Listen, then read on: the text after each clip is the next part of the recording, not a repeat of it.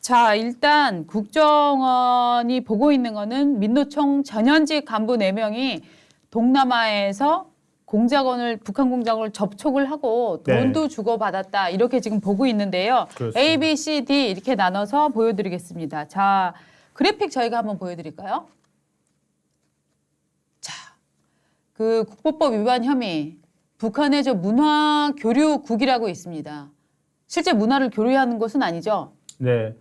지금 이제 저게 이제 용어 전술인데요. 1945년 해방 남북 분단 직후부터 저 뭐 문화사업국이니 뭐 이런 이름들을 써왔습니다. 네. 그리고 지금 보면은 엊그제 저희가 말씀드렸던 창원 그리고 제주 쪽과는 다른 계열입니다. 자, 오른쪽에 산하에. 있는 창원 자통이라고 했던 자주통일민중전의하고 제주에 있는 한길에 네. 저걸 관리하는 자는 북한 문화교류국 소속의 김명성이라는 자인데 지금 우리는 저 조직과 이 민노총에 스며든 조직이 뭐 같은 사람들인가라고 했는데 그게 아니라는 거죠. 그렇죠. 네. 수법은 비슷한데 예. 서로 이제 나름대로 경쟁도 할 수 있게 하고 네. 저런 식으로 네트워크를 각각 만들어서 네. 마치 저렇게 해놔야지만 네. 안 잡혀요. 하나가 맞습니다. 잡혀도 예. 이쪽은 살거든요. 세포 조직으로 이렇게 예, 따로따로 분리를 맞습니다. 해두는 거죠. 예. 지금 저 조직은 저 김명성이 관리하는 조직이고 이번에 지금 국정원이 단서를 잡고 민노총에 들어간 이유는 뭐냐? 네. 리광진이라는 인물 이 지금 추정이긴 하지만 굉장히 중요한 추정인 것 같습니다. 리광진이라고 하고 있는 저 문화교류국 소속인 리광진이 민노총의 전현직들을 A, B, C, D를 포섭을 했다. 이제 이렇게 그렇습니다. 보고 있는 거잖아요. 네. 자, 밑으로 좀 보여드릴까요? 자, A, C 내용 한번 보시죠. 2017년 캄보디아 푸놈펜하고 2019년 베트남 하노이에서 북한 공작원과 접선한 것으로 보고 있습니다. 그렇습니다. 저 사람은 2016년에도 베이징에를 갔는데 그때 검은 가방을 그렇습니다. 들고 갔대요. 네. 보스턴 백이죠. 그러니까 이게 갑자기 뭐 예. 윤석열 정부로 지금 어제부터 어제 네. 압수수색 들어가면서 예. 민노총에서 무슨 이야기를 하기 시작했냐면은 네. 공안 통치 뭐 맞아요. 철폐하라, 뭐 공안 통치가 시작됐다. 네. 뭐 독재 정부의 공안 통치 이런 식으로 몰아가는데 네. 저분 같은 A 씨 같은 경우에는 2016년에 뭐가 포착이 됐냐면은 저 사람이 들고 베이징에 갔던 보스턴 백이 있습니다. 까만색 보스턴 백을 들고 갔는데 네. 그 똑같은 보스턴 백을 들고 북한 관계자가 북으로 들어간 거예요. 네. 이런 식으로 가방 바꿔치기. 그런데 이 사람이 또 네. 베트남에서 북한 공작원으로부터 검은색 물건을 받아서 네. 귀국해서 국내 환전소에서 그쵸. $10,000을 또 환전을 하더라. 네. 그러니까 돈을 주고 그렇습니다. 일종의 수고비 명목인지, 그러니까 원래 금고로는 큰 돈이 들어갔다가 네. 자, 이 중에 일부는 네가 공작금으로 써라라고 했을 가능성도 있다고 보고 있는 거죠. 그렇죠. 첩보 예. 스파이 영화에서 많이 보던 거죠. 그러니까 예. 이런 얘기하면 또 뭐 2016년부터 민노총 예. 간부를 추적했냐 그러는데 추적을 해서 뭐가 나온 거 아닙니까? 그렇죠. 그래서 네가 당신이 들고 갔던 베이징 가방에 뭐가 들었는지 모르겠는데 그 가방을 북한 사람이 갖고 갔고 그리고 너는 그 다음 달에 베트남 가가지고는 뭘 받아왔는데 그걸 갖고 와서 환전을 했다. 네. 물어봐야 되잖아요. 그렇죠. 그게 있고 이제 2017년에 캄보디아 푸놈펜하고 2019년에 하노이에서 북한 공작원을 접선을 했다. 이렇게 네. 지금 보고 있는 거고요. 그렇습니다. B 씨의 경우에는 이 사람이 지금 현재 뭐냐. 민주노총 산하 금속노조의 전 부위원장이었어요. 지금도 아마 제가 알기로는 저 산하 단체나 네. 시민단체에서 큰 장으로 활동을 하고 있을 겁니다. 가장 세력이 컸죠. 금속노조가. 금속노조 굉장히 크죠. 예. 2019년 하노이에서 북한 공작원을 접선한 것으로 지금 파악이 되고 있는데 이 사람이 누구냐 하면은 기업 구조조정 저지를 위한 쇠사슬 투쟁 이런 걸로 이제 유명한 사람이라고 하고요. 일단 저희가 A씨에서 잠깐 빠뜨렸는데 그러면은 이 조직국장 민노총 조직국장 이 사람이 뭘 했냐 하면은 2000년대 반미 반전 민족공조 통일선봉대에서 활동을 하면서 아이고 이름도 길어. 국가보안법 철폐, 네. 주한미군 철수 이걸 네. 주장을 했고요. 그다음에 문재인 정부가 들어서면서부터는 이석기 석방운동. 그렇습니다. 그다음에 작년 10월은 굉장히 가까운 거리입니다. 윤석열 대통령 취임 이후인데 공공부문 비정규직 총파업 투쟁 선포 대회에서 마이크 잡고 사회를 본 거예요. 이 행사가 뭐냐면 윤석열 차라고 해서 윤석열 네. 대통령을 굉장히 막 희화하고 무섭게 만들어 갖고 거기다 전시해 놨던 그런 저 투쟁 뭐 그들이 말하는 투쟁이 있었는데 네. 그때 사회를 봤을 만큼 현재 민노총에서 대중을 동원하고 대중 앞에 설 수 있는 굉장히 주요한 인사 중에 하나인 거죠. 그렇죠. 이런 사람을 예.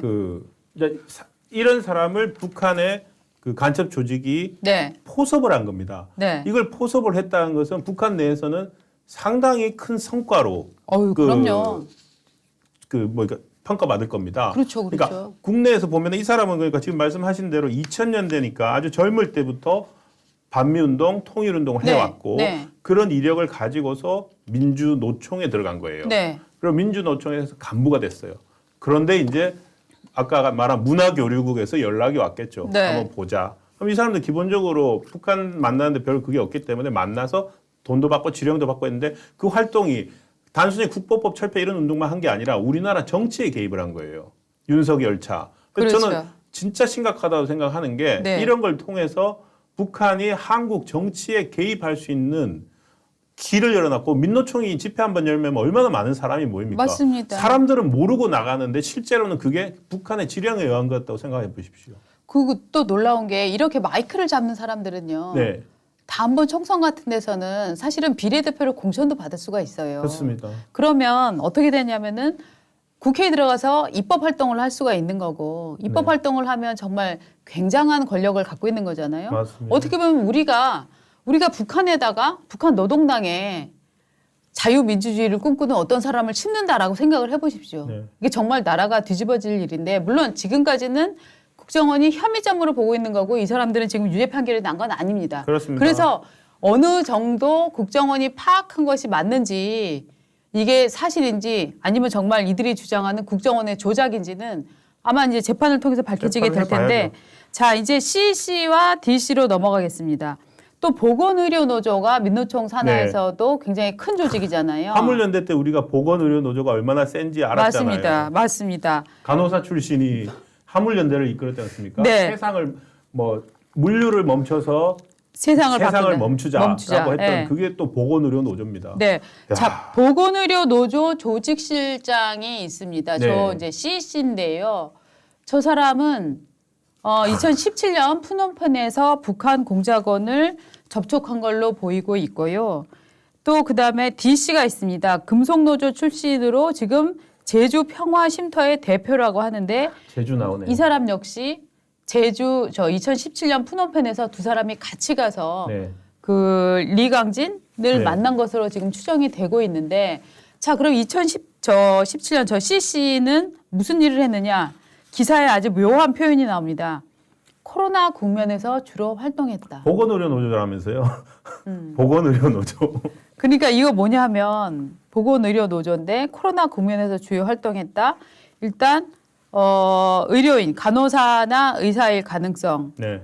두 번째, 그 코로나 국면에서 각종 방송이나 이런 곳에 나와서 얘기를 했을 패널로 활동했을 네. 그 의료 보건 전문가로 패널로 활동했을 가능성 이런 거잖아요.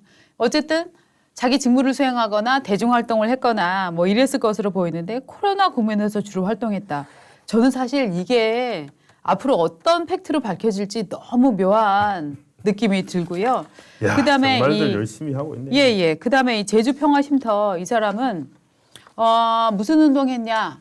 국가보안법 폐지 운동을 했습니다. 네. 국가보안법으로 수많은 사람이 감옥에 갔었는데 아직도 이 법이 폐지되지 않고 있다라고 네. 하면서 계속적으로 국가보안법 폐지 운동을 했었던 사람입니다. 저는 이 제주는 네. 정말 눈여겨봐야 된다고 생각합니다. 네. 그러니까 최초로 잡힌 게 제주 희역기역인데 네. 생각을 해보면은 노무현 정부 말기 네. 2000년대 중반에 네. 가장 뜨거웠던 데가 제주였어요. 맞습니다. 제주의 강정의 해군 기지를 이제 우리 정부가 만들려고 했죠. 네. 그러니까 강정의 해군 기지가 들어간 것은 한국, 미국, 일본 안보 전략에 있어서 큰 그림을 가지고서 들어가는데 네.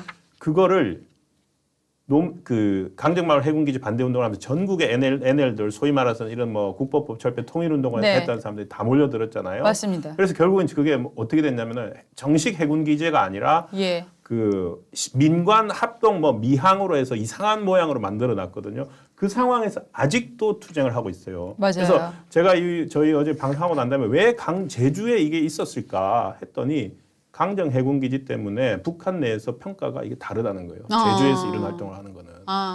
그래서 제주가 그렇군요. 되게 중요한 그 포스트가 됐다는 겁니다. 근데 딱 이분도 민노총인데도 네. 여기는 국가보안법 폐지하고 이쪽 전문가 군사 쪽 이쪽 네. 전문가면은 해군 제주 쪽으로 가는 거죠. 그러니까 나름대로 성과를 낼 수 있는 곳입니다. 예.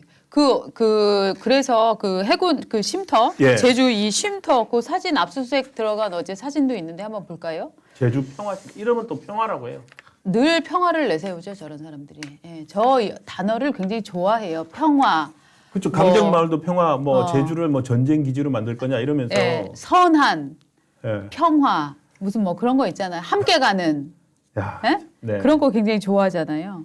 그 사진을 찾으면은 좀 이따가 보여주시고요. 사진, 예, 예. 그러니까 그다음에 예. 이 사람들이 그럼 어떻게 접촉을 했는가 접촉 수법을 보니까 옛날에는 막 어두컴컴한 데서 접촉하고 이랬었는데 요새는 확실히 이제 인터넷 시대이다 보니까 이 인터넷으로 서로 비번 같은 거 아이디를 공유를 해서 딱 사이버 기지를 만들어 비밀 접촉 장소를 만들어 놓은 거예요. 그런 그렇습니다. 장소에서 만나서 서로 의견을 교환을 하고 의견을 교환을 하다가 어떤 일이 벌어졌을까요? 저 한길회 그다음에 저 자통 이런 게 이제 수사가 들어가면 이 사람들이 할 일은 바로 모든 자료를 삭제하자. 네. 모든 흔적을 지우자 아니겠습니까? 그래서 국정원에서 압수수색을 10군데까지 동시에 들어갔는데 그렇죠. 어디 들어갔나 보니까 이것은 이제 어저께 경향신문에 있는 민주노총 본부 압수수색 하는 거고요. 또 다음 사진 볼까요? 자, 이거는 이제 보건의료 저 노조인데 어디냐 하면은 저게 저 영등포구 어디지? 거기 당산동 아니고 당산동인가? 그 지역에 있습니다. 네. 국회 영등포 로타리 쪽인가요? 아니 로타리 아니라 국회에서 그 조그만 다리 건너서 있는 당산동 쪽. 자, 그다음 사진 한번 보겠습니다. 요게 이제 제주 그 평화. 이게 제주 뭐 평화 쉼터. 평화마을인가? 야, 저 돈이 다 어디서 나옵니까? 네, 건물을 굉장히 여러 동을 저렇게 땅도 사실은 저 부지가 비교적 큰 편이고요. 저기다가 건물을 저렇게 개별적으로 지어서 최근에 하여튼 돈이 많이 들어온 것 네. 같아요. 그러니까 저게 신축 건물이잖아요. 네, 또 보실까요? 같은 네. 그림이고. 예, 저 사이트가 굉장히 크더라고요. 네. 저 저기는 이제 같은 건물주죠, 저게. 저기는 이제 회합, 네, 뭐 통신을 위한 장소가 될 수도 있겠네요. 겉으로는 뭐 네. 평화 쉼터고 네, 뭐 네. 양심수들 뭐 이런 사람들 네. 한다고 하면서 실제로는 회합의 장소를 위해서 저런 네. 것도 필요하겠죠. 다음 또 있습니까? 저게 이제 기아차 광주 공장입니다. 저기도 네. 저기도 연관자가 있어 보여서 그렇죠. 저기도 이제 집하고 공장하고를 사무실하고를 압수수색했더라고요. 기아차 광주 공장 쪽은 정보가 샜나 봐요. 아까 제가 방송 직전에 보내드린 연합뉴스 사진 하나 있습니까? 여기 보면은 압수수색 들어가는데 어저께 네, 그 기아차 광주 공장에 안내문이 하나 붙어 있어요. 네, 그 안내문 사진에 뭐라고 되어 있냐면 금일 국정원에서 기아차 노동조합 압수수색 기사가 돌고 있습니다. 국정원에서 조합원으로 신분을 크게 숨기고 보여주세요. 들어올 수 있습니다.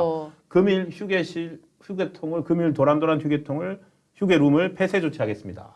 저게 압수수색을 들어갔는데 저게 딱 붙어 있는 거예요. 그러니까 민노총도 그 상당한 이미 정보력을 갖춘 사람들이 저기 있다는 거예요. 네. 그러면서 국정원이 조합원으로 신분을 숨기고 들어올 수 있다. 네. 그러면서 딱 방을 폐쇄해버린 거예요. 그러니까 이 정도니까 이게 사실은 어마어마한 정보 싸움이고요.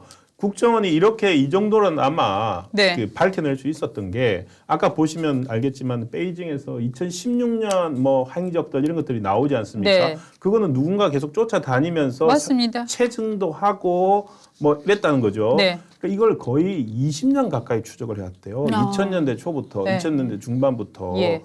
그렇게 추적을 해온 건데 지금 안 하면은 안 될 정도로 이제 너무너무 그렇죠. 많이 이제 드러났다는 거죠. 그래서 그렇죠. 지금 이제 공개 수사로 전환을 했는데 아마도 어마어마하게 이제 또 이제 뭐 탄압한다, 뭐 이렇게 그렇습니다. 나올 겁니다. 예. 뭐 공안 통치한다 그러고 하는데 저는 한 가지 또 안타까운 게 있는데 저희가 이거 전해드리면서 그 사실은 2021년에 문재인 정부 시기 유일하게 잡았던 간첩 사건 4명. 네네. 충주 충북 동지에 동지회. 자주통일 충북 동지에 예. 거기가를 했는데 이미 이제 저게 작년 초에 한 명이 석방이 됐습니다. 그러니까 문박지원 고소각과 주고는 그런데 근데 지금 현재 확인을 해보니까 저 4명이 다 나왔어요. 그러니까 나왔다는 게 무슨 뜻이에요? 그러니까 구속 기간 만료돼 가지고 예. 6개월 지나서 나왔고 예. 1심 재판이 아직도 진행 중입니다. 아. 2년 전에 잡혀 들어갔고 예. 6개월 동안 수사받고 나와서 이제 불구속 상태에서 재판이 진행 중이고 네. 근데 재판이 왜 이렇게 안 되느냐? 예. 저거 하는 동안에 저 사람들이 계속 막 재판부 기피 신청을 또 낸대요. 네, 네. 판사가 마음에 안 들면 재판부 기피 신청 내고. 네. 그 저 뭡니까 그 제보자 X 이런 사람들 봤던 수법들 있지 않습니까? 네. 재판 계속 길게 가고 그리고 또 하다가 국보법 상대로 뭐 위헌 소송 내고 아. 뭐 이런 식으로 해가지고 지연 전술을 계속 계속 쓰고 있구나. 지연시킨답니다. 예. 그러다가 중간에 한 명 아프고 그러니까 사실은 저희는 저거 할 때 저 잡혀 들어갔다 잘 됐을 거다 이렇게 하는데 실제로는 나와가지고 또 대한민국의 합법적인 네. 재판 그 법률 제도를 또 100% 또 활용해가지고 계속 지연시키고 있고 국가 행정력을 낭비시키고 있습니다.